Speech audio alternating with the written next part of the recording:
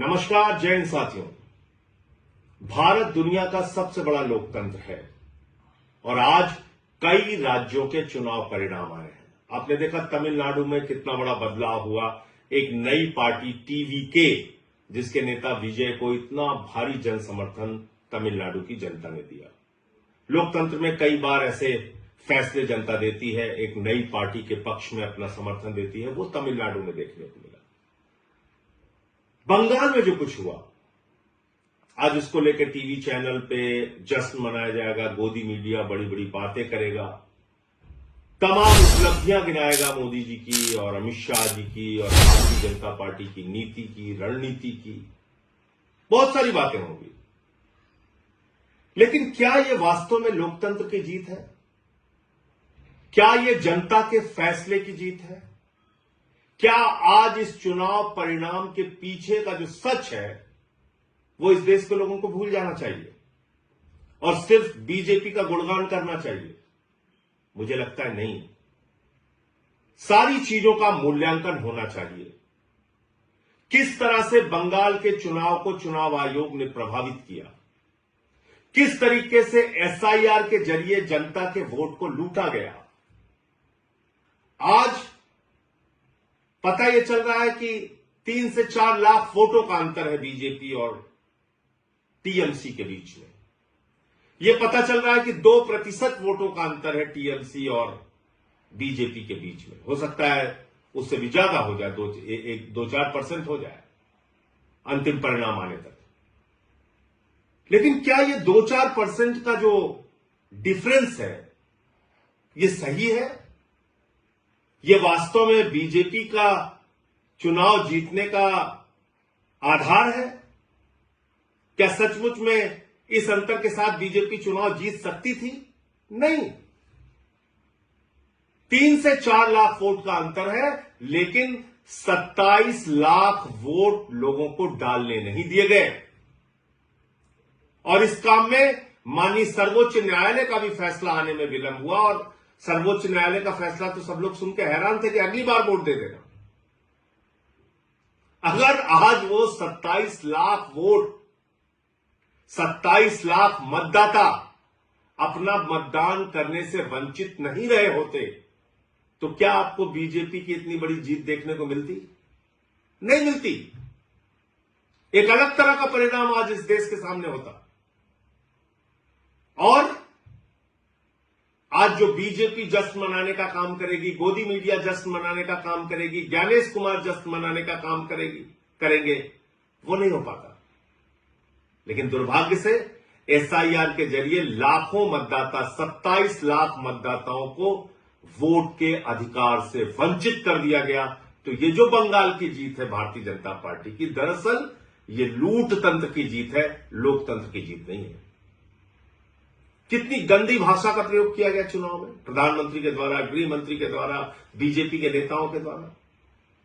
चलिए वो चुनाव का एक पक्ष है। किस तरह से वहां पे केंद्रीय सुरक्षा बलों का इस्तेमाल किया गया, लगभग 2.5 लाख सुरक्षा बलों का वहां पर इन्फोर्समेंट किया गया, डिप्लॉयमेंट किया गया।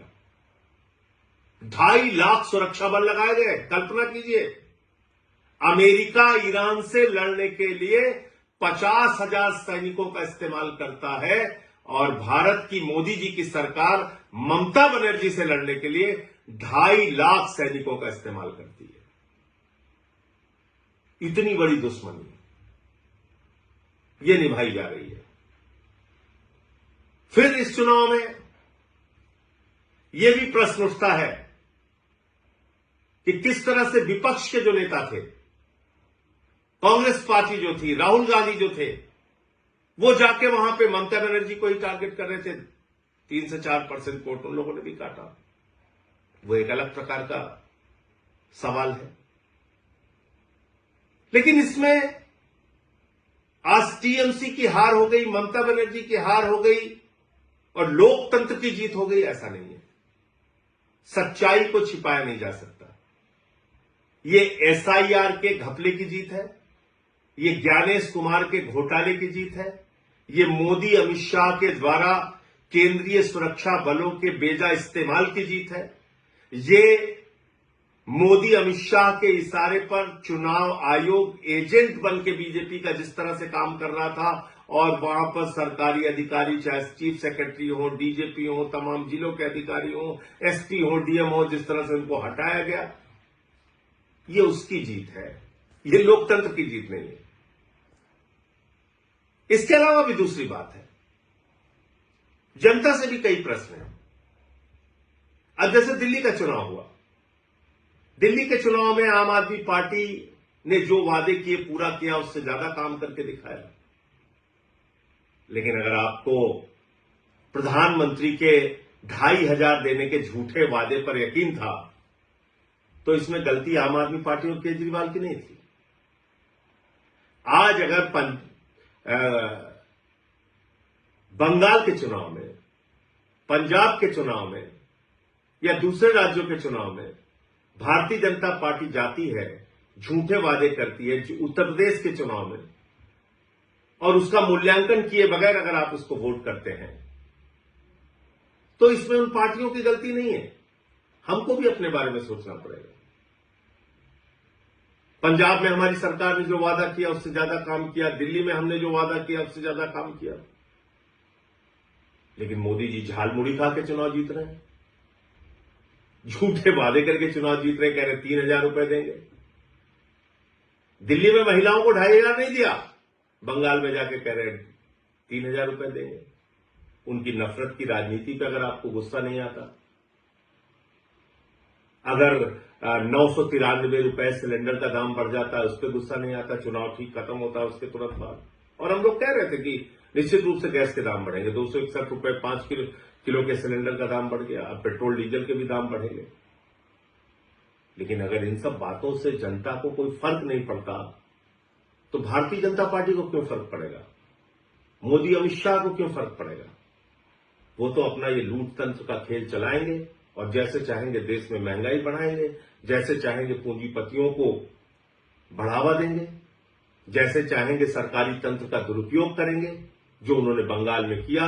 ईडी का दुरुपयोग किया, सीबीआई का दुरुपयोग किया, चुनाव आयोग का दुरुपयोग किया, हजारों करोड़ रुपए पानी की तरह बहाए, अधिकारियों की ट्रांसफर पोस्टिंग सस्पेंशन किया, 2.5 लाख वहां पे केंद्रीय सुरक्षा बल लगाए, चुनाव का माहौल बिगाड़ा, जो कुछ भी वो कर सकते थे उन्होंने किया, और बंगाल में बीजेपी आज चुनाव जीत गई। लेकिन याद रखिएगा, उड़ीसा की हालत अभी आपने देखा होगा, जीतू मुंडा की तस्वीर देखी होगी, किस तरह से वो अपने बहन के कंकाल को अपने कंधे पे लेके डबल इंजन की सरकार में बैंक जाते हैं 20,000 रुपए पाने के लिए। बंगाल में भी अभी आ गए। जो नफरत की राजनीति पूरे देश में बीजेपी कर रही है, अब उसकी शुरुआत बंगाल में भी होगी। बिहार में भी इन्होंने नीतीश कुमार जी को हटा दिया, वहां सम्राट चौधरी आ गए, वहां भी अब वही सब खेल होगा। इन सब के पीछे आपके मुद्दे कहां हैं? देश कहां खड़ा है?